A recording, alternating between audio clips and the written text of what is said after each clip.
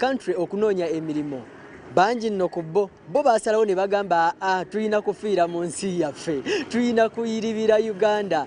Today kuletedde omwana omuwala very beautiful muwala muto neno munnange nkugamba nti ye yasalawo n'ejjamu amalala g'abaana abawala bangi bo balowooza nti banyirira ebyokola bagenda bissa ebbali abasajja bajja kubawa. Omwana omuwala ono nno yeekoledde era tuli wano we bayita ekawaala bw'omanyi oluguudo luno lwe lukutwala ku kyaki y'omugenzi Pastor Yiga. Kale no omuvubuka atulaba gamba good evening and it's youth hustle with the one and only Hank on the land case. Kozero omukulu gwe bayita Nakibinge Shafik ku kamera ate editor Mozi agenda kuba akugatira ekifaananyi. Kati gwe omuvubuka ali abadde yeesunze youth hustle tukwebaza okubanga olabye programs zonna nga bwe zaze zitambula okuva ku makya kakati yessaawa ate olabe omuvubuka gwe nkuletedde olunaku olwaleero mwana muwala naye ayiribye n'ensi. Kale n'omune tugenda batuuliza story ye nawe omuvubuka ali eyo ofunemu ekyokuyiga bano abantu tubakuleetera obeeko ky'opiikinga mu story zaabwe tovaako ate kankutuuse ew'omuvubuka waffe olunaku olwaleero. It's youth hustle.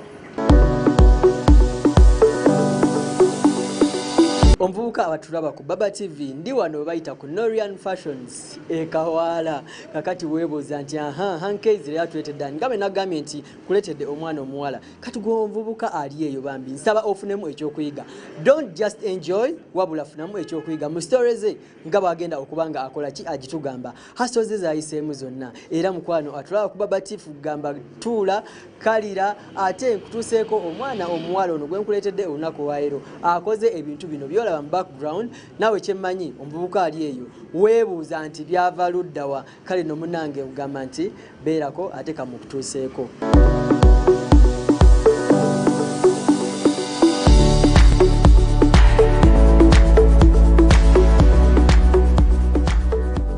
Nsanyuse okulaba ku Baba TV ogenda kuba otubuliza kuba tulaba this is youth hustle gatusalawo oba twasalawo ne tunoonya ku bavubuka abalina kye beekoledde. Surprisingly I'm so happy ndwawo okukyaza abawala nsinga kukyaza abaana balenzi nga kitulowoozesa nti basinga okupambana n'ensi naye ate bwe tuba tugudde ku mwana omuwala kitegeeza nti naawe olina story eyo ng'omwana omuwala bangi be tulabye nga bo balowooza byagenda kwetega kufuna ku ssente mbasajja naye bwe osazeewo n'ogamba kantandika ekintu ekyange ekitegeeza no munnange gwe oli a bit different.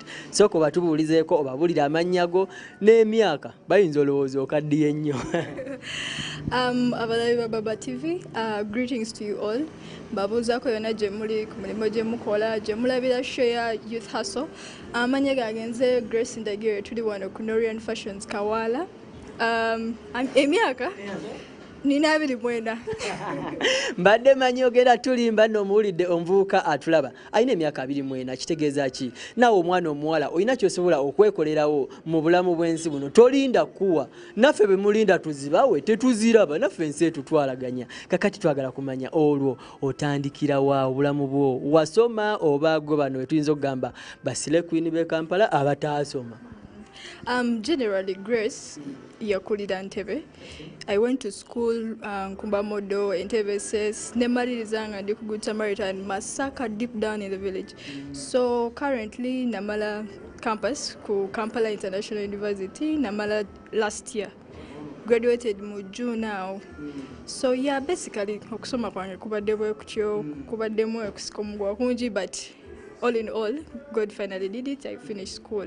Kubadde kutya ng'olabika nga tafunyeemu kalubirizibwa mu kusoma ffe munnaye twatambuzaako naye ku bigere nga batutuma mu office tugenda twegayirira ate maama agambye leero zibuzeeko 5 ate taata agambye ajja kumaliriza okuva ku safaari wiiki ejja ajja gwe bibadde biti. Okusoma kwange tekubadde kwangu tekubadde kuzibu nnyo. So mu my high school that is where the difficulty came in, where parents didn't have enough money to cater for all the kids. So ngenda mu bintu bya sports. So I began doing sports nenfuuka netballer obamanyi babola b'amasomero. So got a scholarship katinga okusoma kuli half n'okugenda musawe kuli half. So that is where the whole hustle began from, going okwasaganya ebintu bibiri omulundi gumu. Yeah. So generally we go to different schools nga bakugamba kola trials kola bino boyitamu you get a chance, you get the scholarship, you go to school like that. So basically behavior. How was campus life? Kubanga tugenze tulaba nti abaana abawala bafuna nnyo okugezesebwa ku campus. I was at MUBS naye nze nakirabanga nti at times abaana abawala ogenda n'obalaba nga basurvivingira ku ssente ze babawadde obuwi ng'era abasinga obalaba n'emmotoka ziba zipaakinze olumala lectures bamutwala gye tutamanya gye baddanga. Gwe how was it at campus? At campus it wasn't easy. Also your campus naye abawala ebanguyira. Oh my God, tell it easy as you think for the girls. By the way, I think it's even harder for the girls. Kuba temptations ziba nyingi, onakusuubiza kino, onakusuubiza kiri, so buli ky'olaba kikutwala mangu.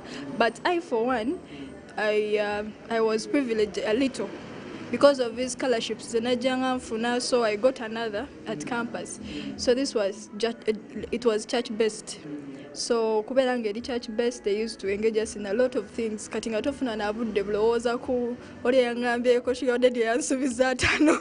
You never get the time to think about it. So mu process bwentyo, I overcame the kinds of tribulations that came along. Naye nga mu byonna at campus kyenyinza okubuuza omuwala ali eyo campus, just engage yourself mu bintu ebigenda okukola ekyo, twala obudde bwo. Buli obeera idle, men are there watching, they are like wolves. Okimanyi wali abaana abawala nga yakimanyi nti ffe tuliwo okuweebwa tebalina kye baŋŋamba kubeera focused waki nze agenda okkeera neesasulira enju ng'omusajja wange. Sijja gamba nedda. However, it's part of the whole process. Okay. But owebeddwa mu time ki, like, are you ready to be given? Kubanga nawe olina okubaako oyimiridde so that you can be given. Omuntu akuwa naye afuna amaanyi. Because abawala abasinga, you might be there ngo olowooza bulowooza nti if I wake up in the morning nendya hostel fee wange nja mufuna anywhere, nendya tuition wange nsobola okukola kino ne mufuna. But all in all, okuweba tekyandibadde ensonga, ekyo nkiddamu. Tekyandibadde ensonga. Nawe bwe bazikuwa ozikwata? Nazikutte ddala. Omuvubuka atulaba ku Baba TV nkugamba nti ebyensoma bye obiwulidde. Nawe adde atuuse ng'ate wankutte omubabiro. Gwe omuvubuka ali eyo asuubira okubawa. Munnange naawe weebeereremu, naye nga n'abaana abawala bambi kyengezezaako nnyo okulamusore akugambye nti kola ki, beera nga nawe olina kyotandika, tolinda kuwa buwi, nawe omwana omuwala olina kyosobola okwetandikirawo. Ngenda kuba nkuwumuzaamu katono, then after a short break nkomewo ate tugere maaso atunarratingly her life after campus byali bitya, hasozi ki, kubanga awo omuvubuka yenna oba otandise okulaba kye bayita ensi, kye twagala n'okuwulira nga tuvudde mu kuwummulamu. Don't go off, it's still Youth Hustle. Let me hope you're still enjoying her story. Don't just enjoy, get something out of it. Naddala mu abaana abawala leero tuli side yammwe. Mwagala nnyo tubawe naye naffe nno bizibu si byangu. Mukwano, first tell me what happened then after campus. Twadde okyatugambako ku abaana abawala ngo bagamba beebereremu fine okubawa gye kuli naye. Kale twagala kumanya hasozi zolo zitandika zitya? After campus, I did several jobs, like several hustles. Really? Nawala nga temutera nnyo kufuna kalubirizibwa bintu bya mirimu. Ffe twasoma ne tubivaako lwa nsonga nti era ogenda n'olaba togenda kola interview na mwana muwala gwe bagukuwa omulenzi ng'omuwala waabwe. I understand, but ekintu kuweebwa, that is the whole problem.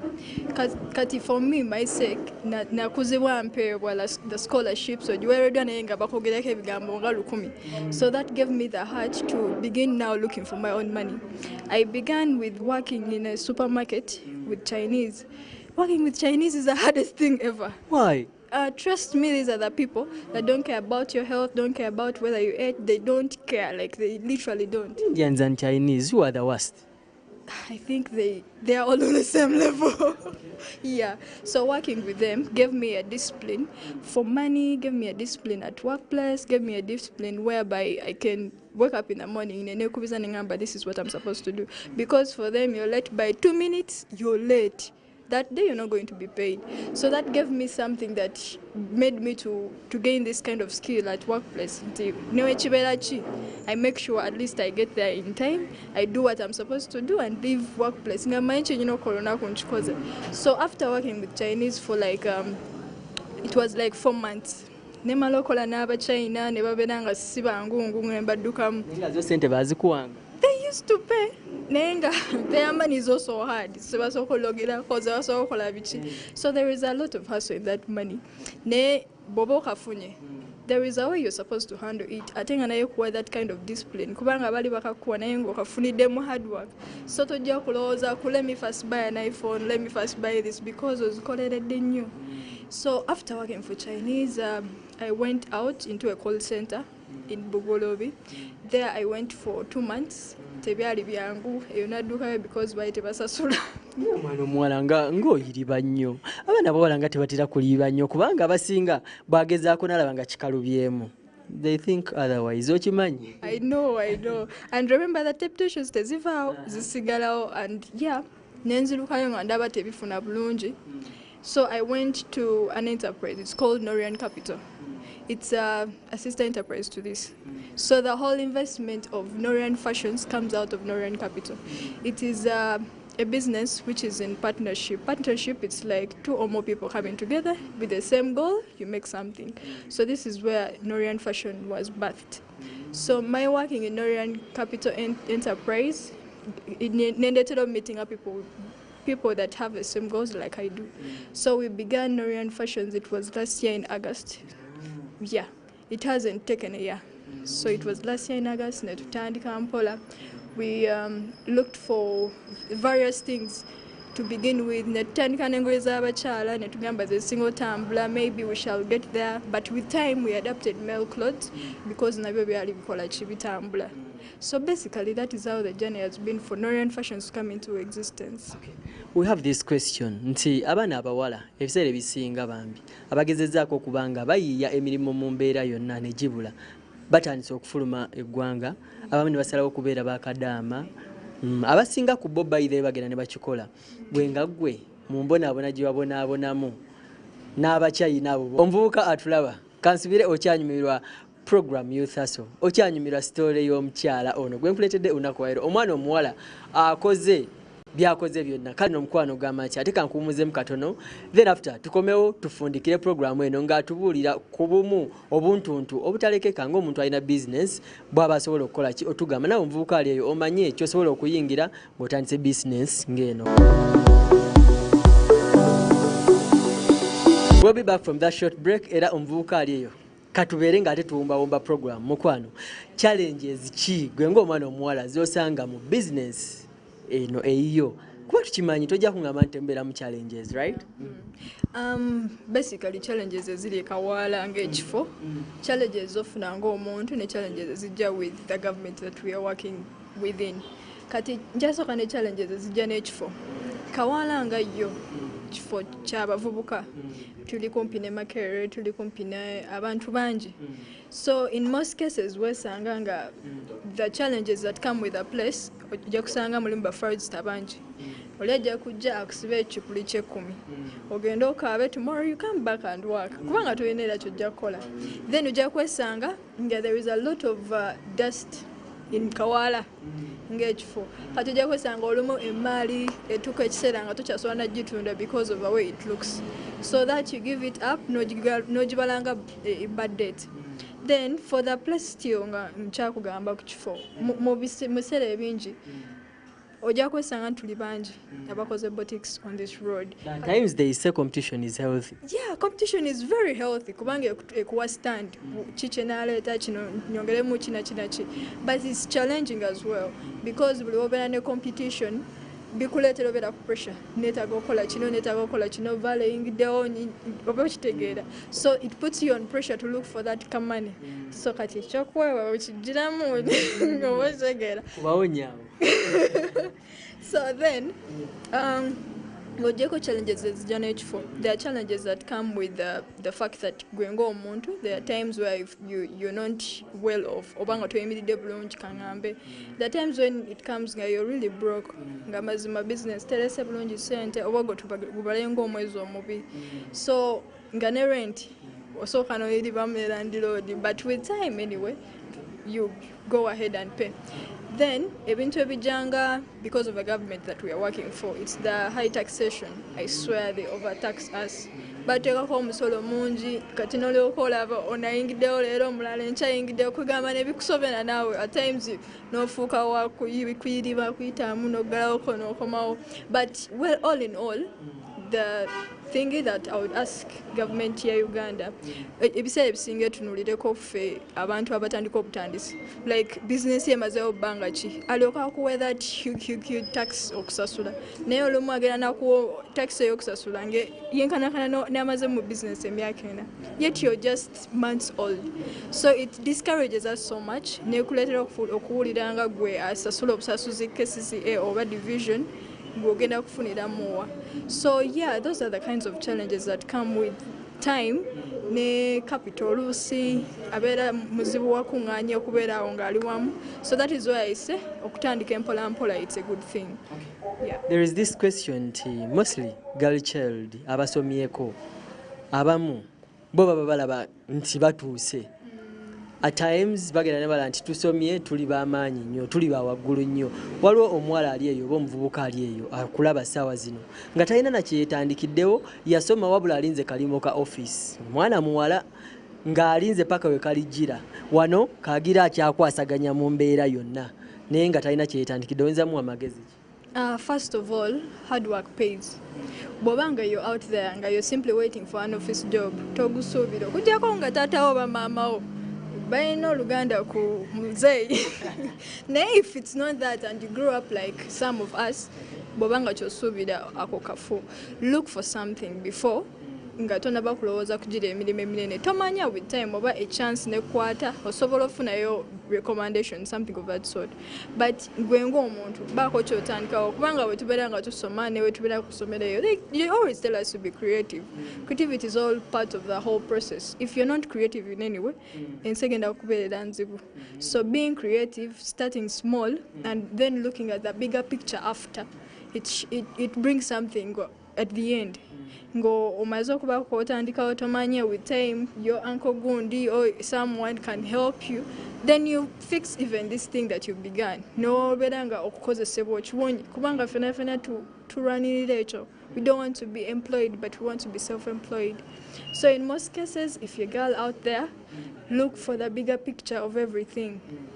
Wetunulire gwe nga gwe. What's your potential? What can you do? What is your passion? What are you interested in? So that can also drive you. Kubanga buli watandika ekintu ky'otayagala omaliriza bikulemeredde ne wegubeera mulimu.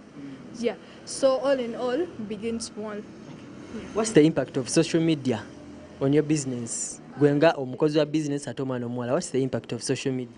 Social media, to my side, it's 50-50 because this is something new. It has just begun. So eriawo but clients who often are online or the clients you get physically, they're all average. So social media also eyambako so that people out there can know what is really happening in the world. Kubanga sisubira nti omuntu ali mukono knows Norian fashions, no.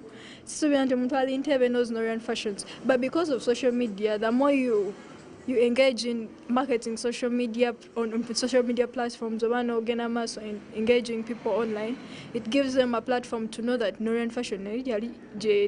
Yeah. So in most cases, social media na nyambieko, however much, not that big.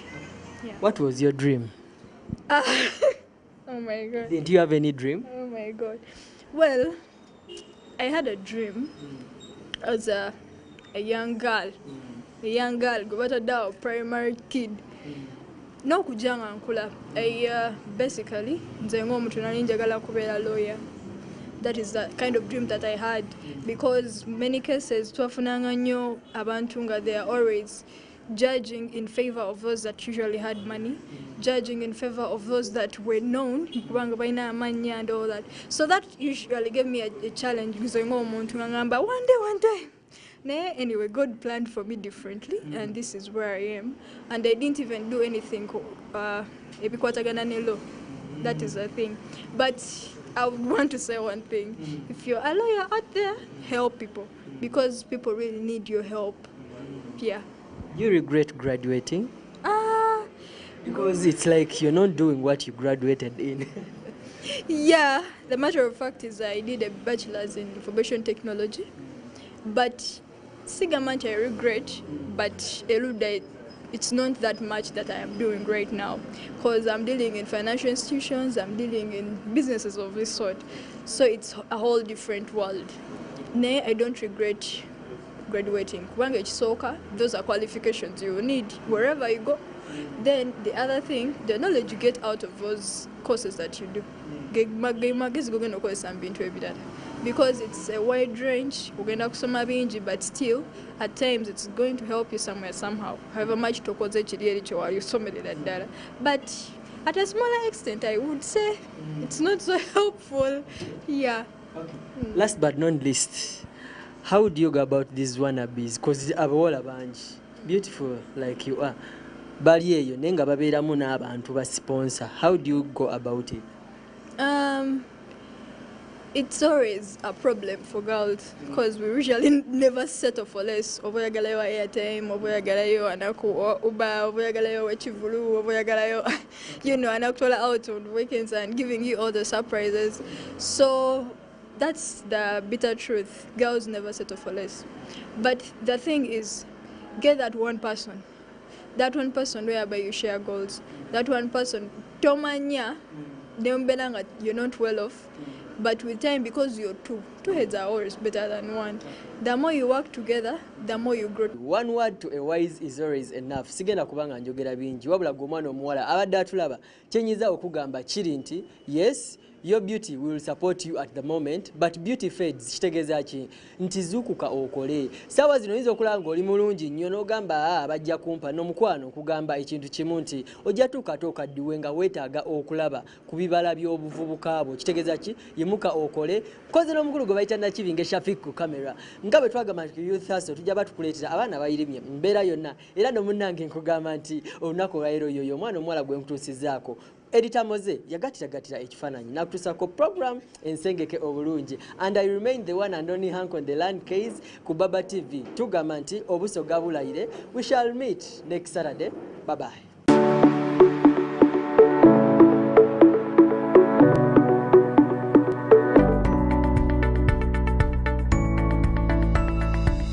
Enoni Baba TV obuso gabulayire. Buli kumashanzu kukanesanyu Cross farm never kanga mumbaja Lunakulupia Bilatobipia Cross farm Achusiza bola Mama never kanga mulungi Mwangazi Wakolebwa n'obukugu obuchasinze Tukwaniriza mu family yaffe y'emifaliso gya Rose Form. Muno mwe muli buli kika ky'omufaliso kyonna kye wali owulidde. Rose Form, ensi y'ebirooto ebirungi. Olina kasenteko oyagala kulattako ofuneko obwezimbira Julex. Otunda nyumba gye weezimbira oba oyagala kugula eweddewo n'okutawuka Julex. Ekyapa kyo wakifuna oyagala kukikyusa kidde mu mannya go Julex. Oli luguudo lwe wayagala oluyingira Kampala bano balinako ettaka Julex. Bamufuna mpola tuwonye bano batunda n'ettaka ku kibanja mpola Julex. Nammwe be babbako ettaka nga byakulemerera oyagala n'akulwanira Julex. Balina ettaka mu Kampala wonna munnange yangu ofuneko weezimbira Julex. Ulex Property Consultants Limited tusangibwa Nansana ku Jenina State oba tukubire ku namba z'essimu zino wammanga 0752 46 11 oba 0788 46 11 12 jangu ofune ekyomulembe Julex.